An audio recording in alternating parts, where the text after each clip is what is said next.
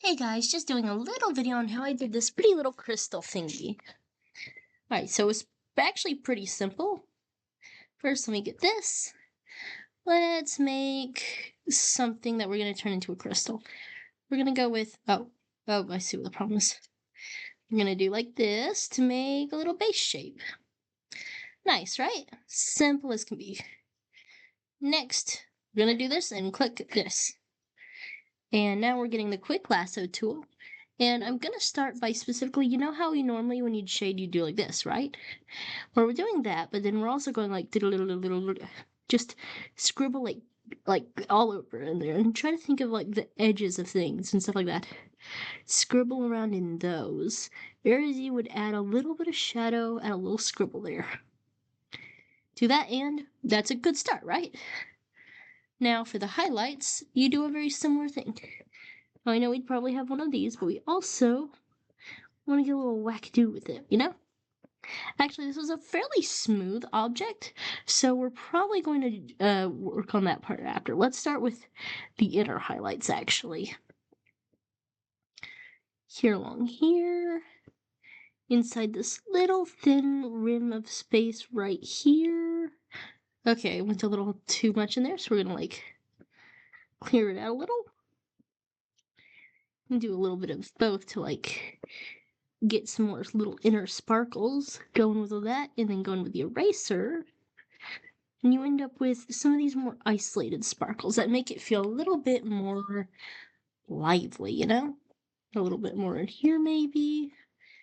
It doesn't necessarily have to be exactly how I'm doing it, just, keep in mind how you would shade this if it was a regular transparent object.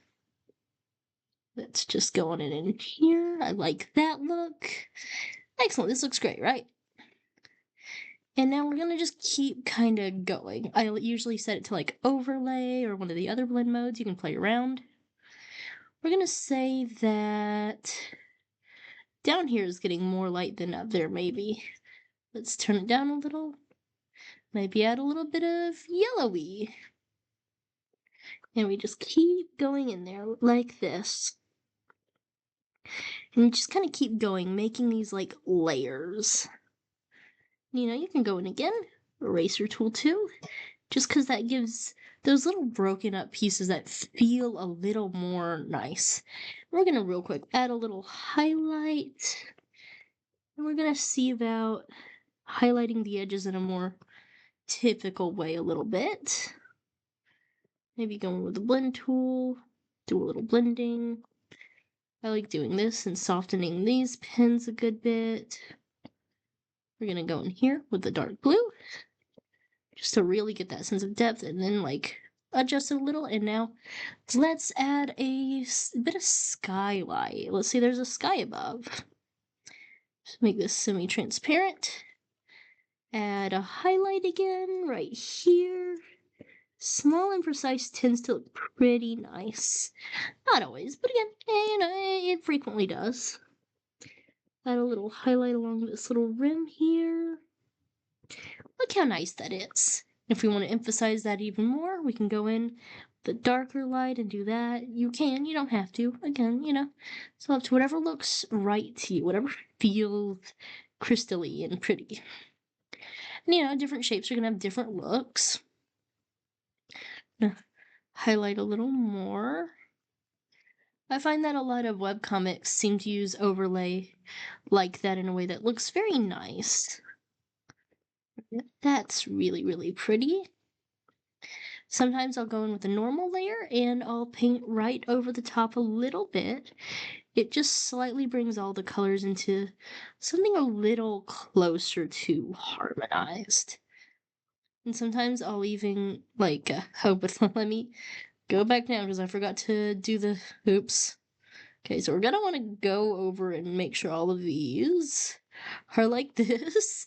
I forgot to do that, oh dear.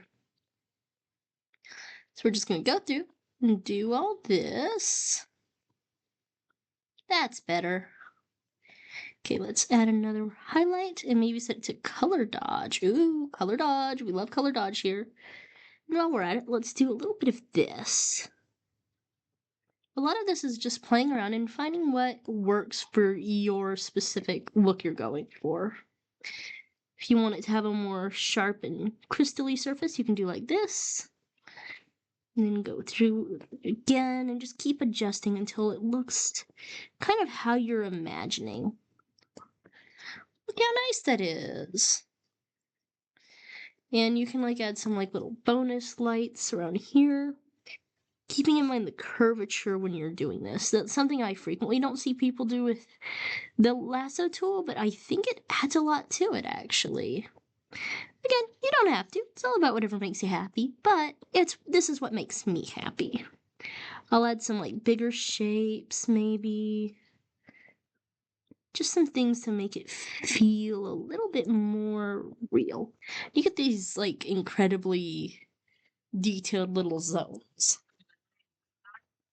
No dishes, honey. Let's see. Okay. Sorry, my love is doing dishes right now. He's so lovely. So one thing I'll also do is I will merge all these together. But first, we go back down to the bottom because if you do it in the wrong order, it'll mess everything up. So let's go through and merge everything together. I'm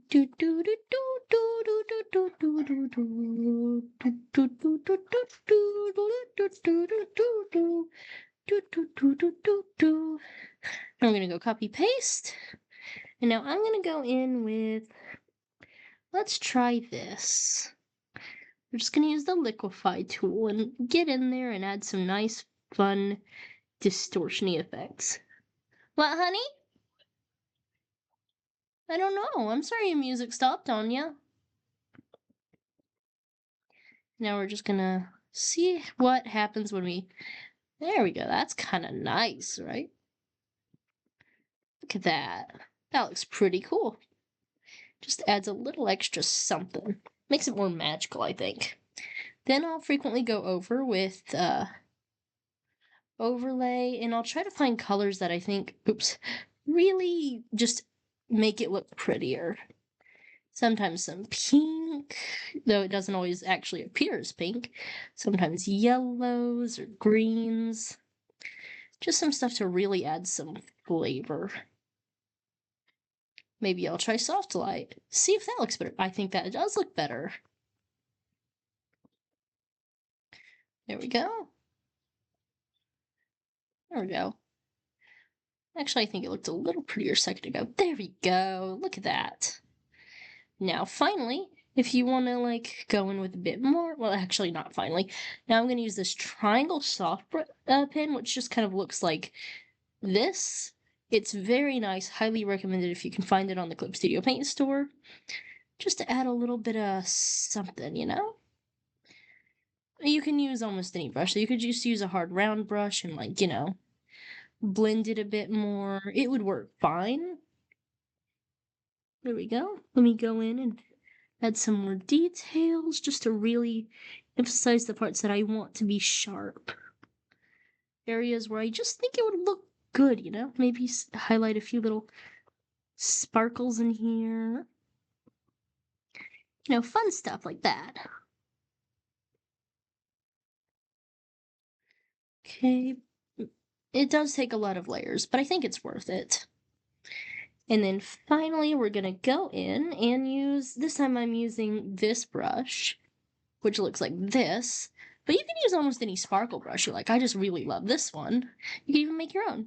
And I'll go in with overlay in bright white or gold like I used in this one. And it just adds a little bit of something. And that's how I would make this sparkly rendered thing. One thing I also did on this one that I didn't do on this one is I did go in with my triangle soft pen and I took some of the colors in there and I used it to kind of mark out some shapes on it, which you could use to carve things out, to make like little carvings in it. If you're like going for a carved look, you can like do things to try to make it look better and stuff. You might want to go in with extra colors to try to like highlight things a little more. It's going to be a little hard to make it look carved, but if you can pull it off, it does look pretty nice if you are carving something. I'd have to experiment more to figure out the best way to go about this. But, like, it might be a fun thing to do if you want to add carvings into your, like, drawings. I always find that doing a sharp line next to a lighter line is, a good way to highlight anything. It doesn't necessarily have to be pure black and white, though. And, like, anytime I'm trying to sharpen something, increase the contrast between those two places. There we go. And as you can see, that's a bit excessive, maybe, but you kind of get the idea. Another thing you could do if you wanted to carve out a shape is you could potentially, I guess.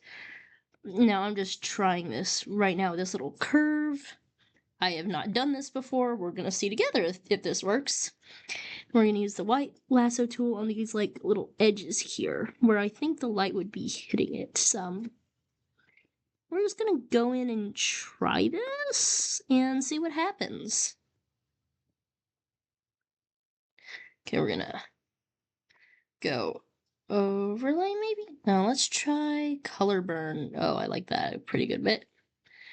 Maybe color burn.